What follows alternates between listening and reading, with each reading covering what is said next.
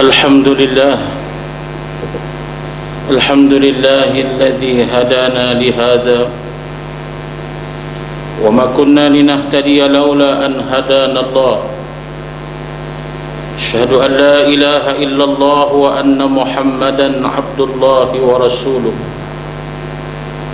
اللهم صل وسلم على هذا النبي الكريم محمد وعلى آله وأصحابه والتابعين إلى يوم الدين أما بعد فيا عباد الله أوصيكم بتقوى الله وتزودوا فإن خير الزاد التقوى يا أيتها النفس المطمئنة ارجعي إلى ربك راضية مرضية فادخلي في عبادي وادخلي جنتي أعوذ بالله من الشيطان الرجيم أقم الصلاة لدلوك الشمس إلى غسق الليل وقرآن الفجر إن قرآن الفجر كان مشهودا صدق الله العظيم. Sidang Jumat yang dihormati lagi dikasihi sekalian, marilah pada hari yang mulia dan barakah ini kita merafakkan setinggi rasa syukur ke hadrat Allah Subhanahu wa ta'ala yang memberikan kekuatan kepada kita untuk bersama kita berhimpun di rumah Allah ini untuk melaksanakan ketaatan kepadanya, meninggalkan segala larangannya. Mudah-mudahan tarbiyah Ramadan memberi kesan kepada kita untuk menjadi mereka yang bertakwa, yang benar-benar insaf melaksanakan seluruh titah perintah Allah insya-Allah. Hadirin sidang Jumat sekalian, khutbah pada hari yang mulia ini ingin menarik perhatian kepada satu persoalan yang biasa tetapi luar biasa kesannya, yaitulah ungkapan yang diungkapkan oleh seorang pemimpin Yahudi yang berkata, sesungguhnya kami takut kepada umat Islam apabila mereka melaksanakan salat subuh seperti mana mereka menunaikan fardu Jumat. Komentar yang ditulis itu berdasarkan buku Misteri Salat Subuh yang diungkap dan ditulis seorang ulama dan penulis yang bernama Dr. Raghib Al-Jurdani. Dia telah memberikan satu persoalan dalam isu kita berhadapan dengan umat Islam dan khususnya tentangan daripada musuh Allah, yaitulah Yahudi la'natullahi alaih, yang tidak senang kepada umat Islam, yang melakukan berbagai perkara kepada umat Islam. Maka umat Islam telah melakukan banyak tindakan. Antara tindakan mereka itu memboikot daripada memberi barangan keluaran Yahudi, Zionis dan seumpamanya. Dan tindakan yang kita lakukan dalam menyatakan kebencian kepada mereka, kita tidak lagi berhubung dengan mereka dalam apa jua sekalipun. Tetapi persoalan yang paling mudah bila kita melihat ungkapan yang dikeluarkan oleh pemimpin mereka ini, sehingga dia menyebut mereka tidak bimbang kalau umat Islam hanya memboikot barangan mereka, tetapi mereka paling bimbang apabila umat Islam bangun di waktu pagi, yakni di waktu gelap, di waktu yang sejuk itu, mereka bangun menunaikan salat subuh dalam keadaan membesarkan Allah, mengabaikan, menolak segala pujukan nafsu dan seumpamanya. Meramai dan berduyun mereka itu menunaikan salat subuh secara berjamaah. Akhirnya perkara itulah yang dinyatakan memberikan kegerunan kepada mereka, yang akhirnya boleh melemahkan mereka secara tidak langsung. Maka persoalan ini boleh kita lakukan selain daripada usaha-usaha yang kita lakukan untuk memberikan suatu tentangan yang hebat kepada Yahudi Zionis ini. Maka marilah kita memulakan suatu yang simple dan mudah. Tidak lama waktunya, kita bangun di waktu pagi, kita bermunajat kepada Allah, kita bangun dan kita menyempurnakan salat subuh secara berjamaah. Sesungguhnya terlalu banyak kelebihan yang diberikan oleh Allah dan disebut oleh Nabi sallallahu alaihi wasallam tentang persoalan salat subuh ini, sehingga Allah menyebut secara langsung dalam Al-Quranul Karim, aqimis salata liduluki syamsi ila ghasaqil laili wa Qur'an fajr inna Qur'an al-fajri kana mashhuda. Sesungguhnya peribadatan di waktu fajar itu disaksikan oleh para malaikat. Allah menyebut tentang waktu pagi, a'udzubillahi minasyaitonir rajim, wal fajr wal fajri wa layalin 'ashr wasyaf'i wal watr wal laili idza 'asr hal fi dzalika qasamul lidzi hijr.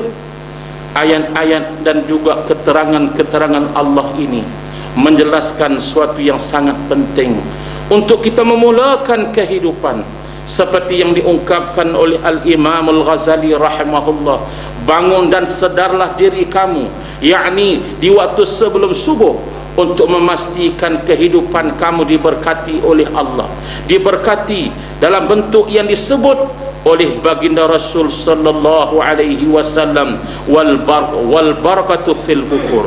Suatu ketika Rasulullah menegur Sayyidatina Fatimah apabila dia tidur semula selepas salat subuh.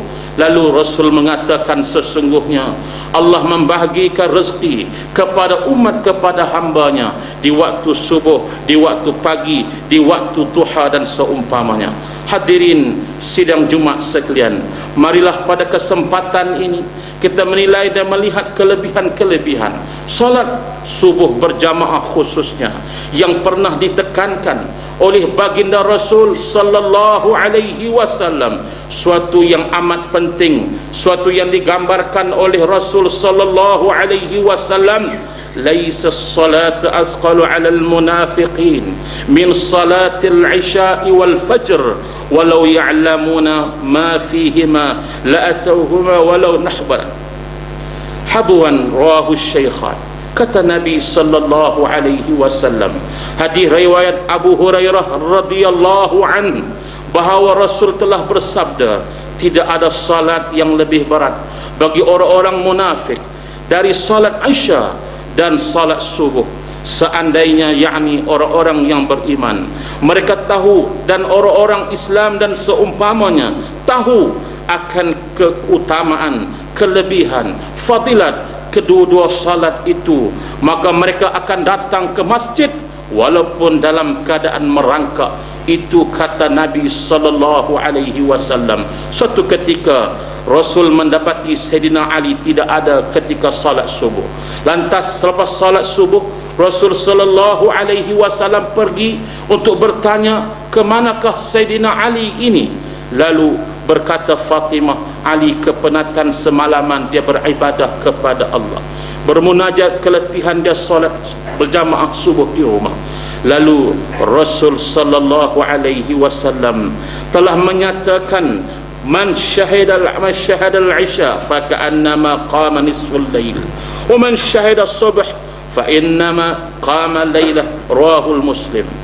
Orang yang salat berjamaah, yakni bersama-sama dalam masjid, khususnya lebih baik, afdalnya mereka itu seolah-olah beribadah setengah malam.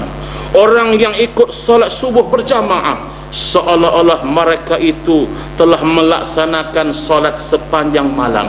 Inilah kelebihan yang sangat besar yang diberikan oleh Allah, yang dijanjikannya kepada mereka yang cemerlang, khususnya umat Islam yang telah diberikan ketentuan waktu yang sangat penting untuk sama-sama kita ambil perhatian. Sesungguhnya orang-orang kafir, orang-orang Yahudi, seperti yang diterangkan oleh penulis ini, mereka tahu kelebihan itu, lalu mereka memastikan anak-anak mereka bangun awal, walaupun dalam kaedah agama mereka, walaupun dalam acuan cara hidup mereka. Kita melihat bangsa Cina dan seumpamanya, mereka memahami persoalan itu. Akhirnya mereka bangun awal, membuka kedai dan sebagainya, walaupun mereka tidak tahu arti barakah, walaupun mereka tidak tahu arti yang lain, tapi karena benda, duit dan sebagainya, mereka faham keberkatan itu dalam bentuk yang mereka faham ada pada waktu pagi. Sebaliknya, kata pengarang ini, dia sedih apabila dia pergi ke negara Arab, mendapati negara Arab mereka itu selepas subuh sunyi sepi, membisu 1000 bahasa, tidak ada kehidupan, seolah-olah mati. Sebahagiannya, walaupun sebahagiannya tidak ada seperti itu. Sebaliknya, dia pergi ke Eropa, berbeza pandangannya. Maka sebab itulah marilah kita bermuhasabah, marilah kita beramal dengan apa yang disebut oleh Rasul sallallahu alaihi wasallam, seperti mana kata Nabi, man shalla subh fahuwa fi dhimmatillah. Sesungguhnya orang yang salat subuh, yakni bangun awal bermunajat pada Allah di waktu pagi, maka dia berada dalam perlindungan Allah Subhanahu wa ta'ala. Sesungguhnya kata Nabi lagi, berilah kabar gembira kepada orang yang berjalan kaki di waktu gelap pada waktu pagi. Mereka itu datang ke rumah Allah, maka sesungguhnya mereka mendapat cahaya yang terang, yakni cahaya yang Allah Ta'ala pancarkan kepada mereka pada hari gelap, iaitulah ketika hari akhirat. Hadirin sidang Jumat sekalian, apa yang disebut ini menggambarkan kelebihan yang sangat banyak. Maka sebab itulah Sultan Muhammad Al-Fatih ketika mana nak memulakan peperangan, sahabatnya bertanya, kenapa kita tak bermula selepas solat asar ataupun bermula di waktu yang lain?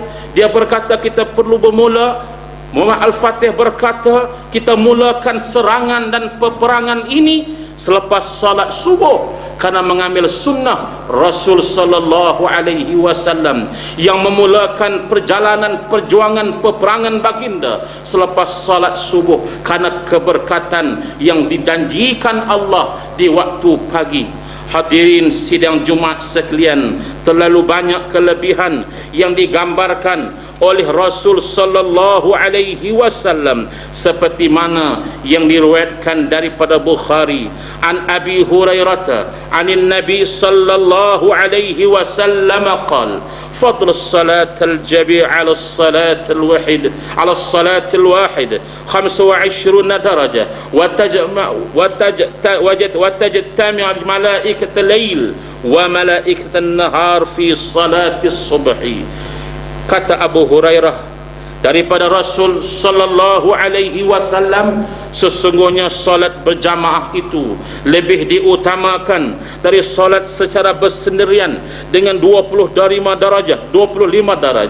Malaikat malam dan malaikat siang bertemu dalam salat subuh. Sesungguhnya perkara ini perlu sama-sama kita bermuhasabah, bagaimanakah tindakan kita, demonstrasi yang sangat hebat untuk memberikan kegerunan kepada musuh Allah Yahudi laknatullah. Apabila berhimpun kita di rumah Allah di waktu pagi, seperti mana kita menunaikan salat Jumat, kegerunan yang akan kita dapati suatu yang luar biasa yang akan dirasai oleh mereka dengan pasukan Al-Qassam yang hebat. Mereka itu karena mendirikan salat subuh tak pernah tinggal berjamaah, mereka itu akhirnya Allah berikan kemenangan dan kegerunan kepada Zionis dan seumpamanya. Bagaimana kalau kita semuanya menjadi seperti pemuda Al-Qassam juga, menjaga perkara ini yang simple dan mudah tetapi payah untuk dilaksanakan. Kerana apa kita payah?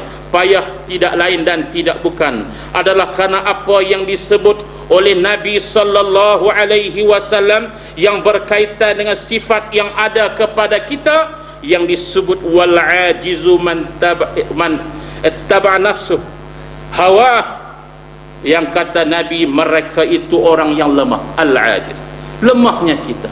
Sebab apa lemahnya kita? Mereka itu menjadi pengikut yang setia kepada hawa nafsu mereka. Inilah punca masalah kita. Kita tak berjaya dibentuk oleh tarbiyah Ramadan, yang sepatutnya tarbiyah Ramadan melahirkan mereka yang mampu mengawal nafsu mereka, tetapi kita tidak mampu mengawalnya. Akhirnya kita ikut nafsu, yang akhirnya kita terus berada di pembaringan, kita menyatakan Allah Maha Pengampun, kita mengatakan itu ini, sedangkan azan dilaungkan kita masih berada di pembaringan, menunjukkan betapa degilnya kita kepada Allah, betapa degilnya kita kepada seruan azan yang sepatutnya bertindak seperti yang dilakukan oleh Nabi dan para sahabat, seolah-olah mereka mendapat satu panggilan dan semboyan untuk terus bersedia bagi menyatakan diri mereka untuk mendengar arahan Allah. Sami'na, kami dengar, seperti mana yang diungkapkan oleh Imam Asy-Syahid Hasanul Banna, idza qum ila shalah, dirikanlah salat, mata sami'tumun nida, apabila kamu dengar azan yang dilaungkan, mahma takunuz zuruf, walau apa situasi kamu sekalipun. Hadirin sidang Jumaat sekalian, persoalan ini besar maknanya. Marilah kita membuat tindakan bersama-sama, sama ada kita menghidupkannya secara berjamaah, khususnya kalau tidak boleh pun secara berjamaah di masjid, paling kurang di rumah kita.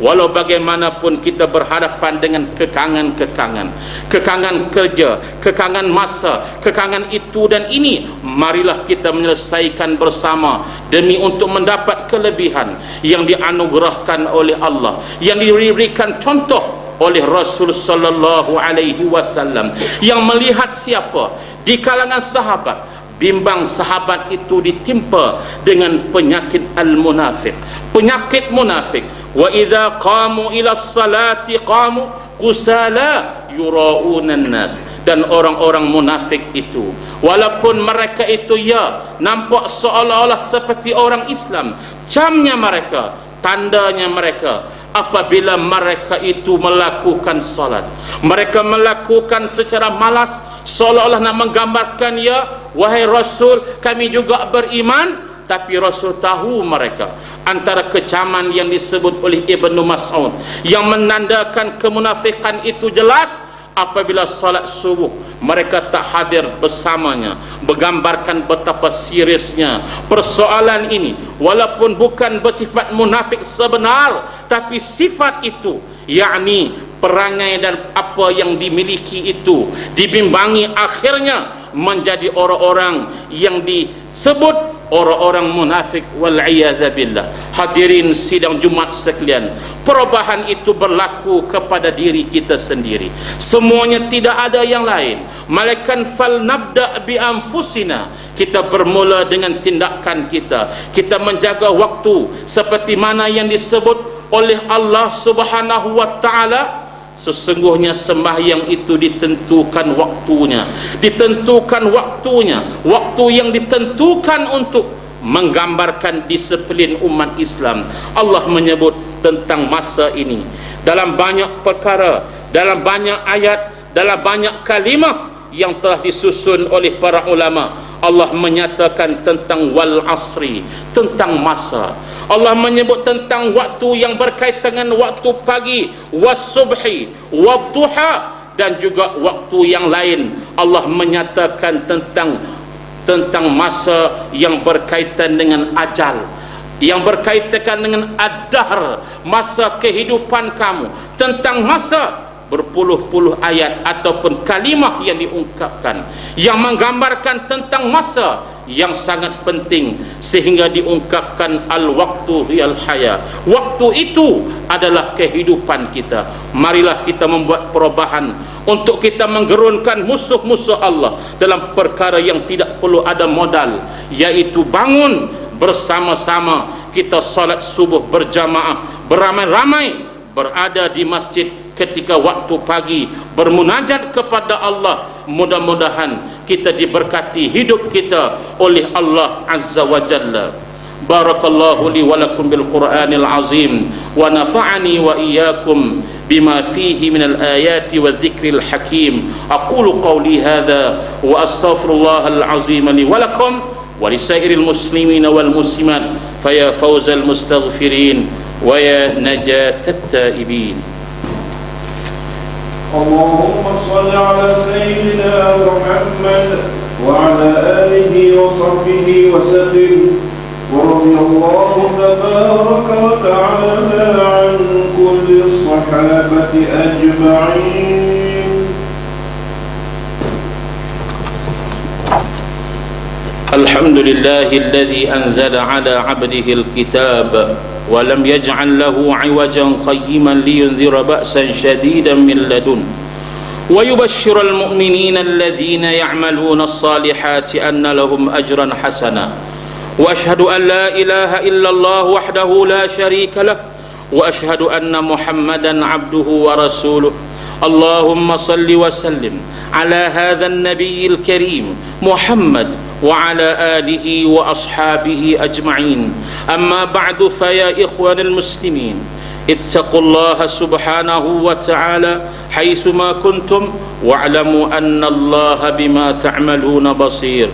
Sidang Jumat yang dihormati sekalian, marilah pada hari yang mulia ini kita bertakwa kepada Allah, kita taat kepada seluruh perintah Allah dan menjunjung segala arahannya dan meninggalkan segala larangannya. Sesungguhnya peluang yang diberikan oleh Allah untuk hidup di atas muka bumi yang sementara ini hanya sekali sahaja. Marilah kita kualitikan kehidupan kita dengan melaksanakan ketaatan yang maksimum. Mudah-mudahan Allah menganugerahkan kepada kita kebahagiaan di dalam alam akhirat insyaallah. Marilah kita berselawat ke atas junjungan Rasul sallallahu alaihi wasallam. Innallaha wa malaikatahu yusalluna 'alan nabiy ya ayyuhalladzina amanu sallu 'alaihi wa sallimu taslima. Allahumma ighfiril muslimina wal muslimat wal mu'minina wal mu'minat الأحياء منهم والأموات إنك سميع قريب مجيب الدعوات وقاضي الحاجات.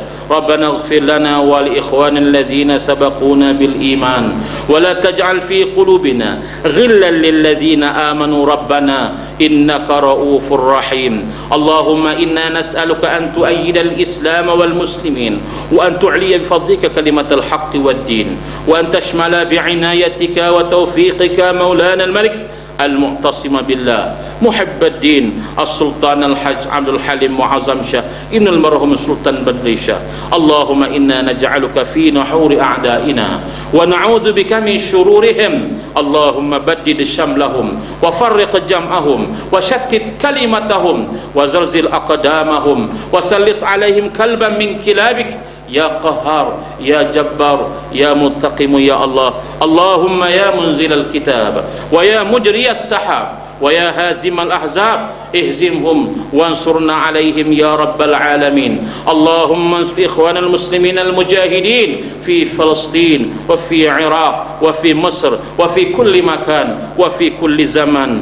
ربنا ظلمنا أنفسنا وإن لم تغفر لنا وترحمنا لنكونن من الخاسرين. ربنا آتنا في الدنيا حسنة وفي الآخرة حسنة وقنا عذاب النار. عباد الله إن الله يأمر بالعدل والإحسان وإيتاء ذي القربى واليتامى وينهى عن الفحشاء والمنكر والبغي يعظكم لعلكم تذكرون. فاذكروا الله العظيم الجليل يذكركم واشكروه على نعمه يزدكم واسألوه من فضله يعطكم ولذكر الله أكبر والله يعلم ما تصنعون. أقم الصلاة.